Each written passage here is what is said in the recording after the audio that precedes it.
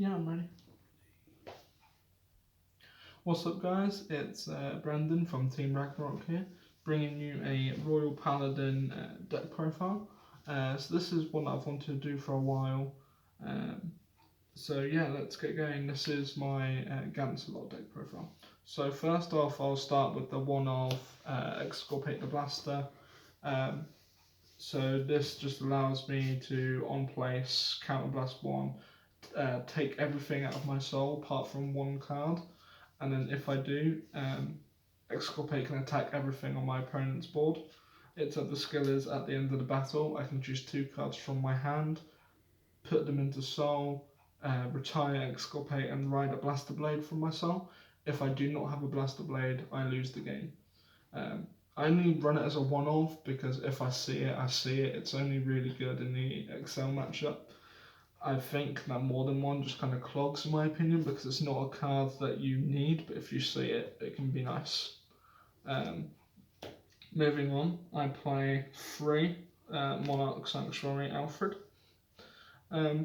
So this card is continuous. All of my Blaster Blades on rearguard and in hand gain 10k power and 5k shield.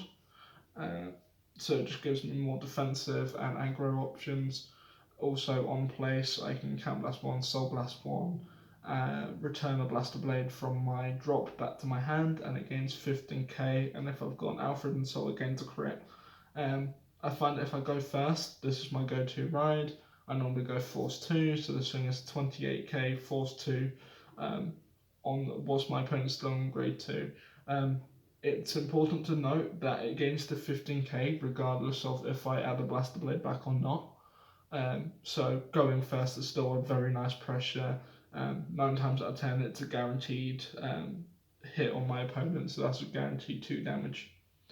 And then the main grade 3 of the deck is 4 Solitary Knight Gancelot. Gancelot just says continuous, all of my Blaster Blades on Vanguard and Rearguard gain 10k. Its other skill is if my opponent is on grade 3 or greater, my Blaster Blades also become Vanguards. So this is the main ride target of the deck, very strong. Makes my Blaster Blades very hard to hit for my opponent because the continuous is during both players' turns. So Blaster Blade is always going to be 20k. So it's very annoying to get around for my opponent. Also just puts on like pressure for my opponent because they have to guard they have to guard my Blaster Blades in case of triggers. So it's very good at deck defending. It puts on pressure on my opponent, and it makes my rearguard columns hit numbers. But unfortunately, the only issue with Gancelot is it doesn't hit numbers itself. It struggles to generate them without support. But overall, it is the main thing that can target your Blaster Blades and make them a threat. Moving on to grade 2s, I play 2 Loading Angel. Loading Angel says at the end of my turn, auto, if I have 5 or more units, I can Counterblast 1, move it into Soul, and draw 2 cards. This card is very, very useful. It does several different things. So a lot of cards in this deck Soul Blast, like Blaster Blade or Exculpate, sends everything. So it's nice to get a card in Soul, but it's also nice just to have a free draw too. So normally you put this in your back row and have like a Blaster Blade in your front row and a Gancelot. So normally that's a triple drive. So you've done your triple drive, then at the end of turn you just get 2 more cards to hand. So you've added a total of 5 cards to your hand that turn. And if you've got Force 2 on every circle in your front row, you can have 2 Blaster Blades. So that's even more value. So I think Loading Angel is just a really solid card. The only downside is that it's 9k, so normally it's not going to put any pressure on, and it's not really something you want to ride. That's why I run it as a 2-off. Next, I run Kandra of Mithril. Unfortunately, until Liverrock comes out, this is one of the better filtering cards we have. Kandra of Mithril says, when placed on rearguard, Counterblast 1, Soul Blast 1, and search for a grade 2 and call it to rearguard. So Mithril can get you your Gordons, can get you Blaster Blades, can get you your Loading Angels, whatever you kind of need to start making plays or to get resources. This card can do it. Again, we only run 2 of it due to it being a 9k. Then I play 4 Gordon. Gordon is just continuous. All of your Blaster Blades on Vanguard and Rearguard gain 5k. That's only during your turn, and then if it's in the same column as a Blaster Blade, Gordon can boost. This is the main unit that powers up your Blaster Blades and makes them a real threat, because they're already 20k when you're on a Gant slot. But if this is behind a Blaster Blade, that's a 35k column. And if you have multiple, the skills do stack. So it just makes your Blaster Blades very hard to get around. It makes your opponent have to waste a lot of shield on a Blaster Blade, or makes them have to drop PGs because they don't necessarily want to have to guard for 1 to pass. And it does make guarding very awkward for your opponent. And then next is just 4 Blaster Blade. Not much to say about Blaster Blade. Blaster Blade the clan. Yeah, it's the main unit of the deck. You can't play Royals at the moment without it, really. Unless you play Arcsaver. Yeah, but, you know, unless you're playing Arcsaver or Soul Saber, it's not really much point. But what Blaster Blade says is continuous on Vanguard. If I've got 4 Rearguards, he gains crit. On place, Vanguard Rearguard, I can Count Blast 1, Soul Blast 1, and retire a Rearguard in my opponent's front row. So it's got some nice spot removal, but you rarely use that, to be honest, unless your opponent's got something really annoying. Unless you have to burn my brackies. Yeah. But really it's just here to synergise against a lot in Gordon and just there to gain drive checks and be a nuisance. Next we'll go on to grade 1s. So I play for Tristan. Tristan, just like Gordon, it's an essential piece to get you Blaster Blades. It's just on place, Count Blast 1. If you're on grade 3 or greater, you can search your deck for a Blaster Blade and add it to hand. So it helps with Exculpate. Yeah, it helps Exculpate if you need it.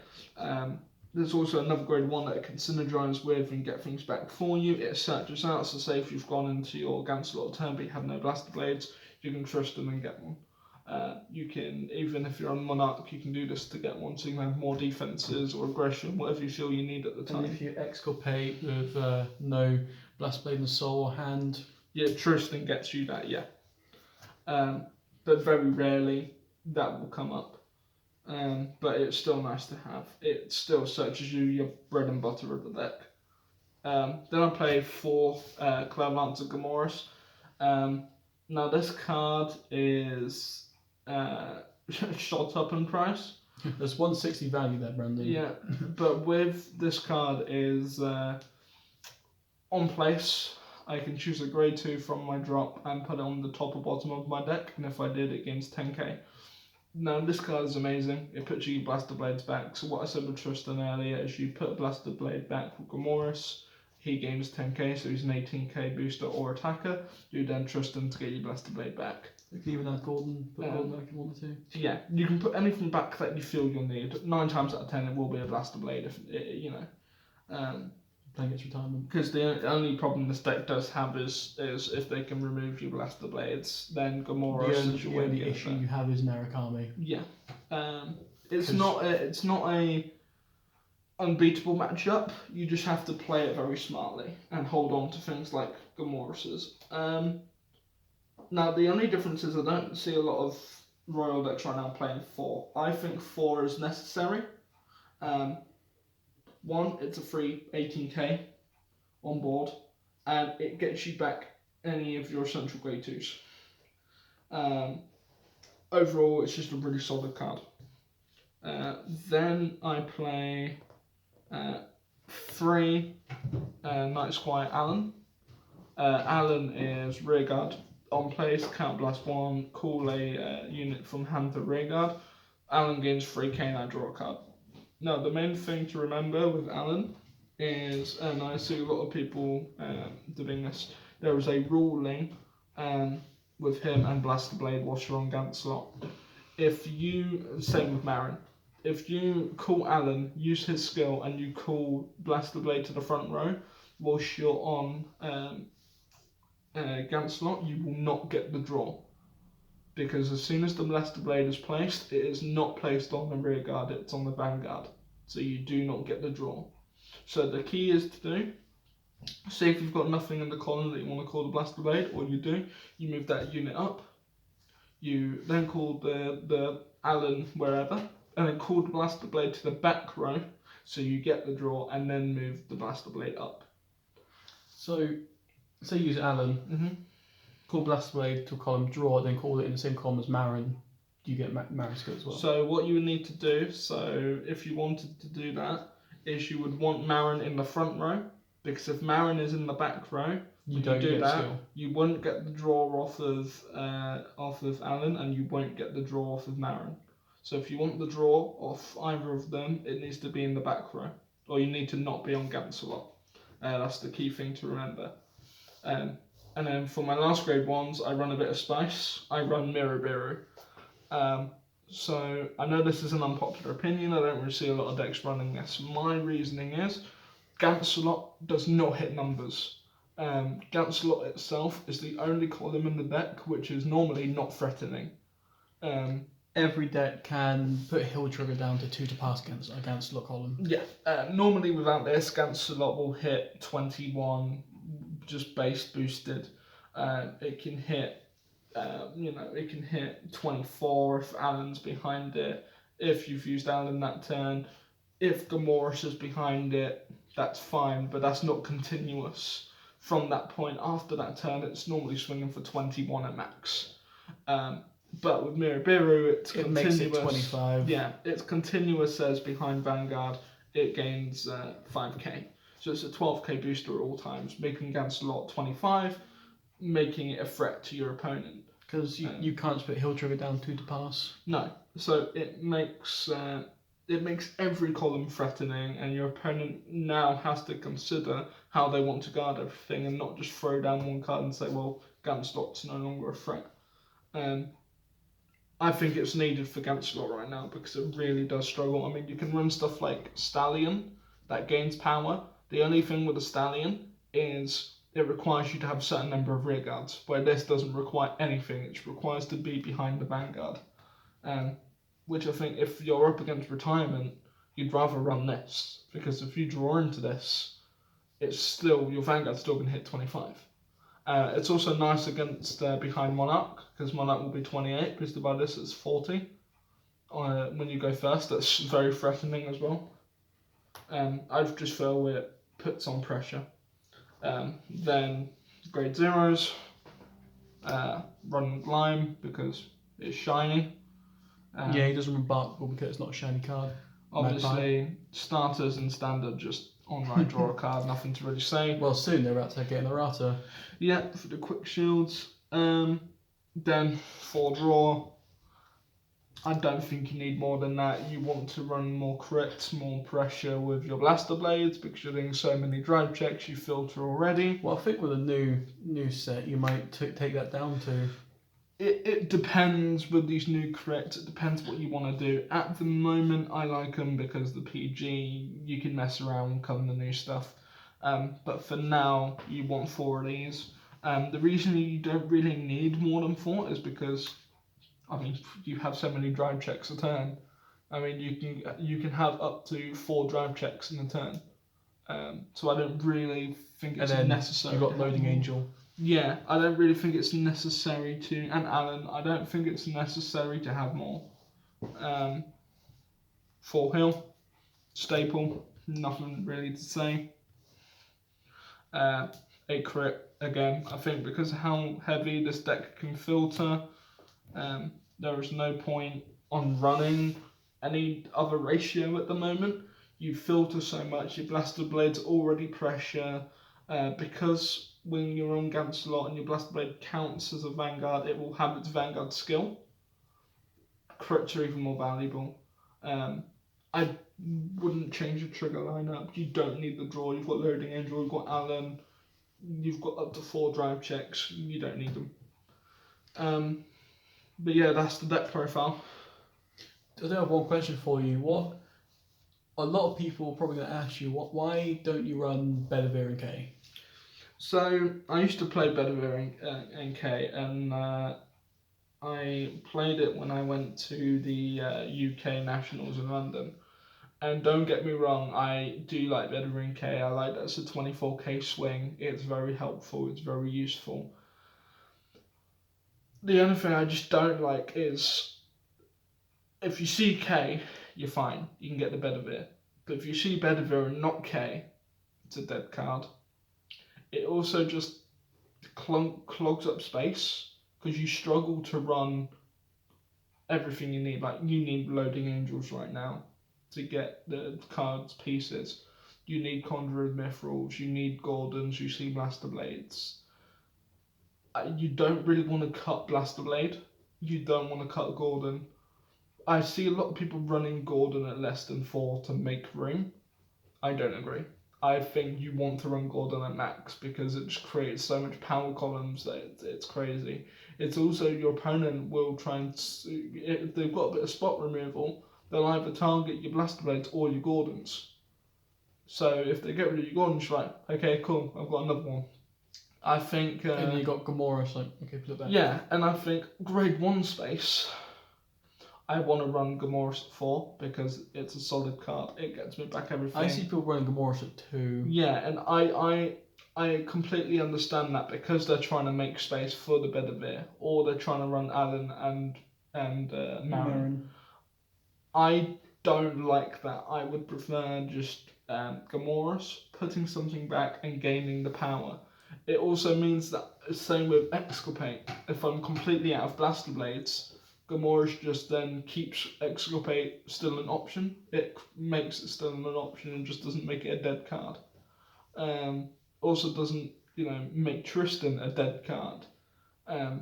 Because I have had games where I've just seen all of my Blaster Blades and they're all gone, but then I'll, draw into a Gamora's and go, okay, well now I can still make plays. My deck's not dead, because your deck does rely on Blaster Blade. I just don't think there is any room you can justify taking anything out for, to be honest. Don't get me wrong, 24k, nice, but this deck needs more hand focus. It's got the aggression. Your Blaster Blades are your aggression. You don't really need anything else. I think the only thing it lacks without them is a grade 2 push turn, which when you play it enough times, you just learn that your grade 2 turn doesn't really matter. Your later turns is where it matters. Grade 2 turn is just more setup more than anything else. But if you want to play them, you can play them. I mean, I from all the play testing I've done and the events I've gone to, it's still a solid column. Yeah, I just think the deck has performed better for me without them in. It's all on personal playstyle and personal preference. Yeah, 100%. I think, like my favourite royal build isn't Gantzer. My favourite royal build is Alfred or Soul Saver. Yeah. I think... because there are things that Alfred can do that Gantzer can't. Yeah, I think if you're playing the Alfred deck, go ahead, play them, because you need them. Well, you need them because you don't have the aggression apart from Monarch. You don't have a card that goes give your Blast Blades drive checks and power. You need that column because you don't have pressure from drive checks. I can afford not to run them because Gancelot says I have drive checks, meaning my opponent can't just guard my rear guards. My Blaster Blades without caution. And that's what catches a lot of people off in games and events I've gone to. They'll forget that my Blaster Blade is swinging at them with a drive check. And it'll cost them the game because then they'll go no guard and then hit a crit. Yeah. But yeah, I think overall it's a very solid deck. It's my favourite deck. It's the deck I've had the longest. The clan I've had the longest. I'll just quickly go through kind of my... competitive standings with them, because I know at the moment a lot of people kind of knowing about Royals and Gancelot. Until Otto comes out. Yeah, I think the events that team and I have gone to, so we went to a shop challenge in Milton Keynes, That was a 32-player event, 33-player event, Yeah. and I came 12th, which I think surprised a lot of people. I saw a lot of people at the event. Everyone on the team that day came in the top 16. Yes, apart from one. Oh yeah, no, yeah, Ken there. But a lot of people were very surprised. But to be honest, that tournament was very fun. There was a lot of decks. Surprisingly, there wasn't any Angerblader. No, and there wasn't any. There was one Murakumo player. But he don't think he played deck well. Yeah. But it was a very good turnout for Royals. It threw a lot of people off. They didn't really know what to do, and that's what you've got to remember with Royals right now is a lot of people sleeping on it. And then we went to an event in Doncaster. It wasn't a big event. I think there was 13 people, but I was able to come 5th with it, even though there was Vanquisher running around, and there was Bermuda. The deck still did very well. The Bermuda deck, there's 2 Bermuda decks. You had Riviera and Pacifica. Yeah. But the Pacifica player ended up winning the event, and he was our friend Josh Parker, so very well done to him. But I felt very happy with Royals at that event. The only issue with that event is it was best of 3, not best of 1. Yeah, and that was the issue. Now, I do have to say with Gancelot, the benefit you've got playing Gancelot is in a best of 1 game like Vanguard, your opponent doesn't have a lot of time to think on the spot of ways around it. But for some reason, the Shop Challenge in Doncaster decided to change their format to best 2 out of 3, which is fine. You know, it's up to them, it's their tournament. But it meant that normally people into game had 2, time to work out how to stop your deck. Yeah, game 1 they would normally kind of, give me the win or kind of figure out the game. Not necessarily give me the win, but they would kind of just take that time to figure it out. And then game 2 and 3 was normally tougher for me because they've had time to figure out the deck. But my round 1 that day against Vanquisher was very, very close, and that's what I wanted to see is how can Gancelot deal with Vanquisher. It can actually deal with it very well. It's the same with Gauntlet Buster. You need to be smart. Don't use all your blaster blades. Hold them. Keep them until the right moment to push. Be patient. And then we did go to an event in London that I didn't decide to go with Royals for. And I think that's because I wanted to try something new, but I also just wasn't feeling very confident with them at the time. And majority of the players there were playing Vanquisher. But that wasn't the thing that really turned me away from it. What turned me away from it was I didn't really have a lot of time to play against Claret Sword or Rebon with it. And to be honest, I think Claret is more of an issue for Gancelot than Vanquisher. It's just very aggressive. It's very aggressive and it's very fast. But I think overall my track record with Royals I'm very happy with. And don't if you're a Royal player, don't be disheartened with where you think they are. It just takes a lot of time deck building. Royals is a high skill based clan. I think from when people look at it, it's simple. It's a very bread and butter deck. It is a clan that new players can pick up and kind of learn and enjoy easier. But to really kind of master it and kind of evolve with it is different in my opinion. And that proved when I went to London Nationals. I ended up coming top 100, which I wasn't expecting after taking a break from the game, and especially going against a lot. But it threw a lot of people off. I have only lost to Gauntlet Buster once, and that was the first time I played against it. I picked up the matchup and haven't lost since. I beat stuff like Gold Paladin. I've beaten faster paced decks. The only format that it struggled more was Murakumo and Tachikaze, and that's because if Angerblader hit the high roll, there was nothing you could do. The only way you can probably survive an Angerblader high roll is hitting a heel trigger. And I think I enjoy Royals, so I'm going to stick with them, and I'm looking forward to what they're going to do within the next year. But thank you guys for watching, and I'll see you next time. Peace.